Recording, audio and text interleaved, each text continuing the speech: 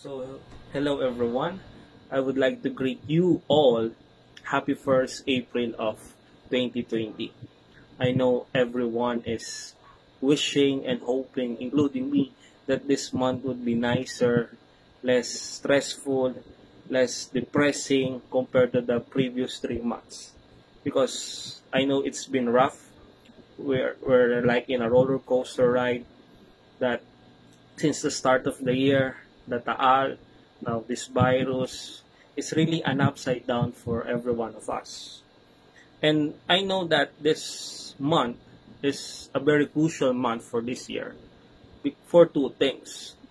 First is that everyone as of now is hoping or expecting that by April 12 or at this period that we get back our normal lives as much as possible, because everyone is hoping that the ECQ or the enhanced community quarantine period will be lifted by that date.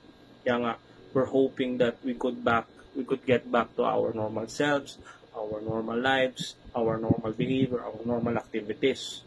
And at the same time, this month is crucial because I think this is the best period for us to evaluate our mental health.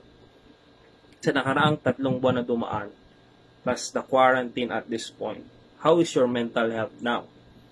How are you managing it? How are you coping with things? Kasi according to WHO, when we say mental health, we're talking about a state of well-being in which an individual realizes his or own abilities or capacities to cope with stressors in life. At the same time, he or she can work productively and fruitfully and can contribute to the community. Based on that definition and basing it on whatever is happening as of now, are you coping with stress as of now? How is your coping as of this moment? Diba? Are you now working productively? Are you still working fruitfully? And at some point, are you still contributing to the community? Kaya nga, let's admit the fact that as of now, it's very stressful. And this certain stress causes us some levels of anxiety. But the thing is with stress or anxiety at this moment, I think it varies from individual, depending on the situation. For me, our frontliners are the one who is facing a much higher level of stress and anxiety because they are the one directly battling lives, directly battling this threat, and just to save lives of others. And at the same time, nagbubuwi sila ng sarili nilang buhay just to do this. Kaya nga, the level of stress they have as of now is really, really high. But regardless of how high the stress level or the anxiety level at this point, we all experience the same thing. We are all stressed at this moment, and that causes us some certain anxieties. So what's with COVID-19 ba? That it has this power to make us so anxious at this point. COVID-19 kasi has these two characteristics that I think and I've learned that gives its power to give us this fear and worry as of this moment. First characteristic, this is something kasi that is invisible. This entity is invisible. We are fighting an invisible enemy. We are at war at an invisible threat. Diba? This is something that is intangible. You cannot see, taste, touch this. So if that is the case, it's really hard to fight someone, battle someone or something has that certain characteristic. And that characteristic leads to the second characteristics. This entity brings us some point of uncertainty, some point of unknownness. When we say uncertainties kasi, this entity still raise a lot of questions for us. And at the same time, the answers to this question are still not much available for us. For example, when will this end? Kailan mo ito matatapos? Diba? How will this fight prolong? Diba? Kailan matatapos yung bilang ng mga namatay? Kailan bababa yun? Kailan mas maraming recoveries? Diba? And at this point now, we are still uncertain if by April 12, our quarantine period will be lifted. Can we go back to our normal lives as of then? Diba? Kaya it raises uncertainties that leads to fear, that leads us to worry on this stuff, diba? Kaya nga, now the point is, how do we manage this? I'm not saying naman being anxious is bad. It's a normal thing as of this point. Why? Don't get the wrong label. If you're being anxious or you have these levels of anxiety, you are already someone with anxiety disorder. No. Don't get the wrong idea, because as of now, it's a normal thing to worry. It's a normal thing to have fear for your life, because this event is not just on you. This event is something, it's global. The global community is experiencing it, and people in that global community, not only you, is experiencing it. So it's a normal thing to worry. But the thing is kasi, if this worry is too much, if too much is poisonous to at some point, if this worry is too much, it goes in a way in your daily lives, then I think this is the time for you to pause, reflect, and somehow manage what's wrong with you as of this moment. Because right now, it's battling your mental health. It's destroying your mental health if it goes on like this. Diba? So how do we handle this anxiety, this stress? Let's go with stress. Kasi how we handle stress, that's just how we also handle anxiety na. So when we say stress, this is how we perceive or interpret a certain situation in our environment or a certain stressor. So stress is not something emotion or not something that you fear. Stress is something that is an appraisal. It's a matter of mind. Diba? So the way to manage stress or how you react to stress is how you manage your mind. Diba? How to manage your anxiety, it's a matter of managing your mind. Okay? So maybe this is the best time for me to advocate and share my 2 principles in coping with stress. And I hope that this would help you in some little ways. Okay? This is just a suggestion. Okay? I'm not implying that this is good. Okay? It still varies from one individual to the next. But this is just a bit of suggestion coming from me. So the 2 principles that I'm really holding on in terms of coping with stress is the ABC of thinking, and the second one is the 90-10 principle. Okay? Let's go with the ABC of thinking. When you say ABC of thinking, it's based on the principle of Sir Albert Ellis, one of my lodies in psychology. When you say ABC of thinking, it's literally the ABC. A, B, C. A stands for activating event, B stands for belief, and C stands for consequences. Let's go with A first. When you say A, it stands for activating event. There are events, situations talaga, and these events and situations causes a certain belief. And mostly these activating events or situation are unexpected, uncontrollable. It's sudden, like the virus. It's unexpected. It's sudden. You cannot control it. Diba? And this A, or this activating event, results to a certain belief. Let's go with B. A certain belief that raises because this event is activated. Okay? Then the belief, the thoughts, the thinking leads to some certain consequences, such as your emotion as of now and your behavior as of now. So to make it short, the way we think leads to our behavior and leads to our emotions. What we think is what we behave and what we feel. Okay? But this thinking is activated by a certain event or a certain situation. For example, let's say as of now, the coronavirus, the COVID-19 is unexpected. Did everyone wanted it? No one wanted it. You could see in the news that everyone is panicking. Can you control that? Diba? There are numbers of people dying. It's unexpected. Diba? No one wants that. Now, with these three activating events or situations, what certain belief was formed, diba?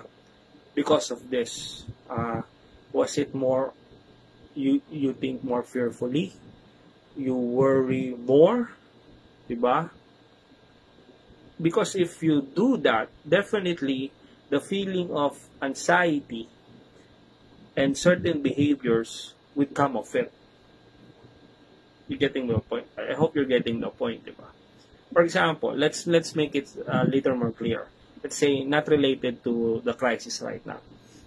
Let's say your girlfriend or your recent relationship just broke up. Tapos siya. Then, anong nangyari? Because that's the activating event. That's the situation. It was uncontrolled. It was unexpected. Diba? Definitely, naghiwalay kayo. Naghiwalay yung relationship nyo. And there is a certain belief will come out of it. Diba? You could say that, kasalanan ko to. I want to be blamed on this. Or, kasalanan niya to. She's the one to be blamed on this. Or, kasalanan namin parehas to. Or, wala na talaga, matatapos na talaga, wala na talagang pag-asang maayos. So, those are certain beliefs. And the certain beliefs definitely would lead to certain behaviors, certain emotions.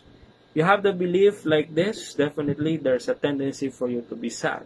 There's a tendency for you to be angry. There's a tendency for you to isolate yourself sa kanya because of that certain belief. So the ABC of personality. Now, where does the 90% goes with this? I tweeted the 90-10% based on Stephen Covey. Kasi magulat kayo, iba yung prinsipyo ko ng 90-10. Sa prinsipyo ni Stephen Covey, basis ko lang yung kay Stephen Covey. May 90%, the 90-10% principle, okay, states that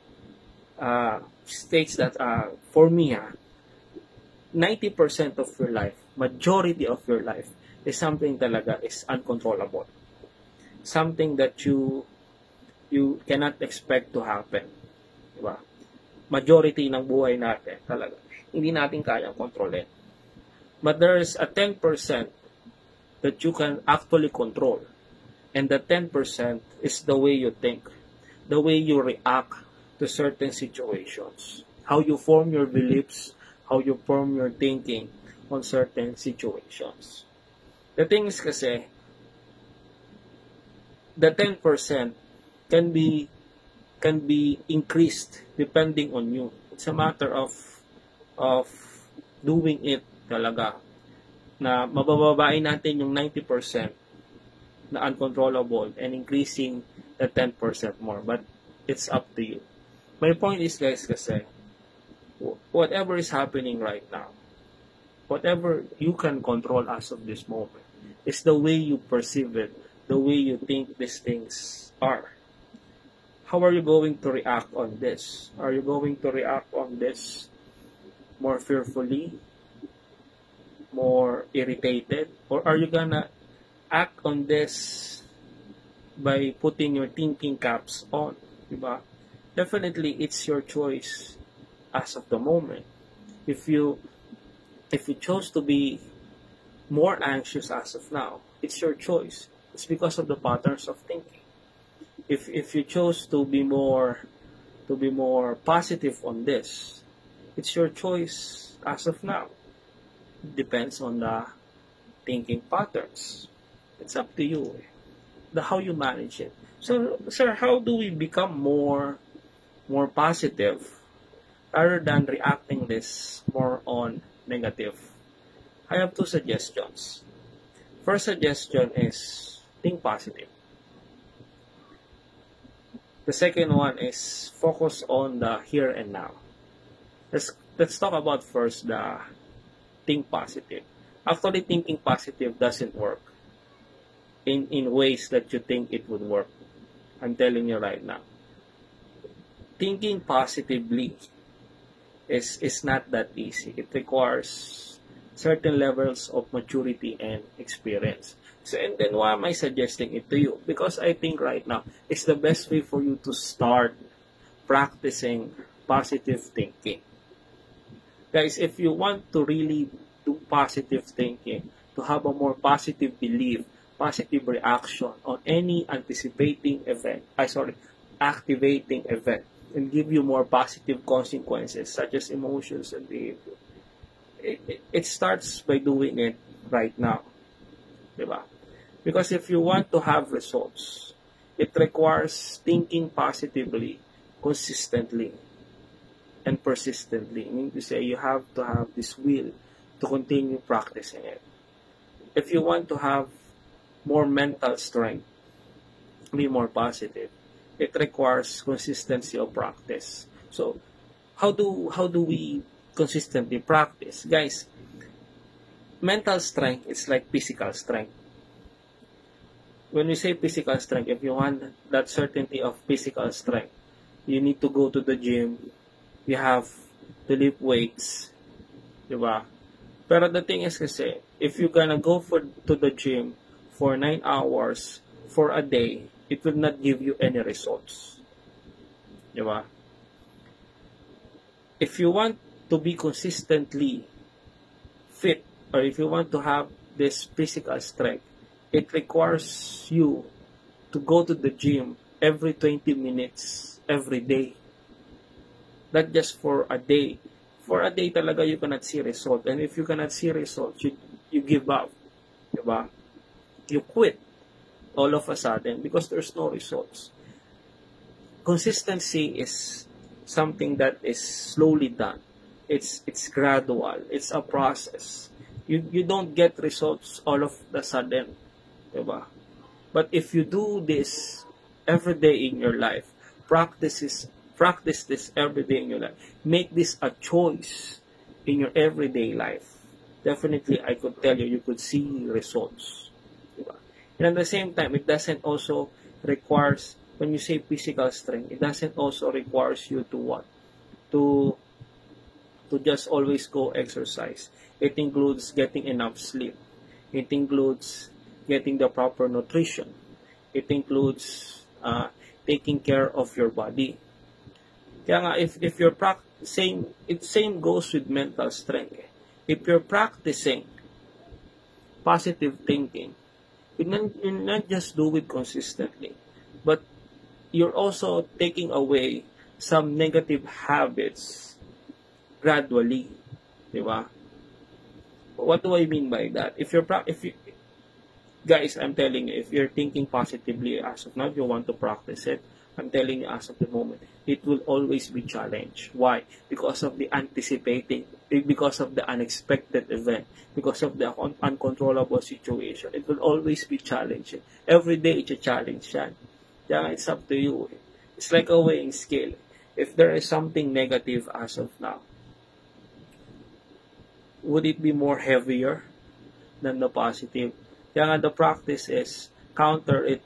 If there is already a negative thought, back it up, counter it with something that is positive. Hanggang sa mas mabigat yung positive kaysa sa negative. But I'm telling you again, it requires consistency. It requires consistent choice to be made every day.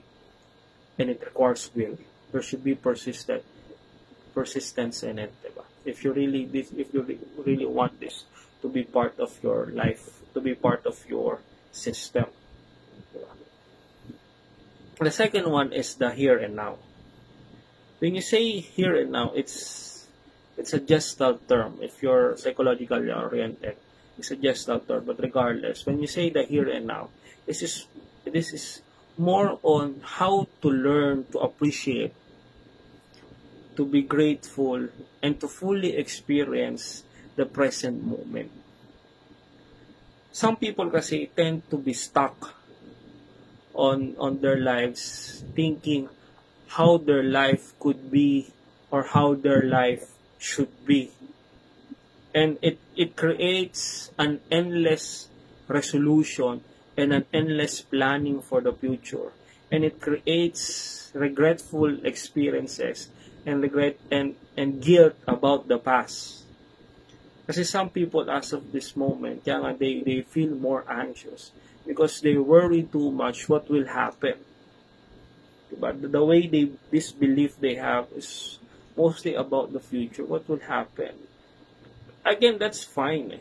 But the thing is kasi if this is already too much, it already causes a problem with your mental health. I'm not saying thinking about the past is bad.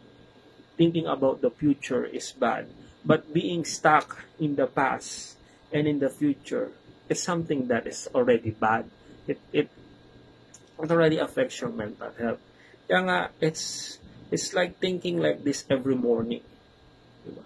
What if would be your last day in your life? What if this would be the last day? Since everything is unexpected, since everything is uncontrollable, maybe as of now, let's live the present moment. Let's live the now. Let's live on the here and now. Diba? It doesn't go with the saying that you only live once. Let me change that. I always say this to my student. No, you die once, but you live every day. Kaya it's much better to somehow focus on the now. What can you do now? What needs to be done now? Worry about the future, contemplate about the past a little. Pero what is important now is now. Kasi nga sa Kung Fu Panda, diba? That is why it's called a present. Because it's a gift. Let's be grateful of that we are given a day to change, to improve, to focus, to make reasonable and responsible choices for ourselves now. Because whatever happening right now cannot be in the past. Na right now is somehow really important. So I hope this video as of now could help you in terms of handling your mental health as of this moment, in terms of the crisis, and whatever happens, diba, with the succeeding days. Okay, practice being positive consistently, diba? Remove the negative habits paunti-unti, diba? Counter it with something positive. If you're feeling anxious too much, counter it with something positive. Be grateful, be appreciative, and focus more of the here and now. Focus on the present. Be thankful of the present. Learn how to live fully with the present. Less regrets and less worry about the future. So everyone, thank you. I hope you share and like the video. You can comment below if you have suggestions, comments, or questions. Thank you guys. God bless. Bye.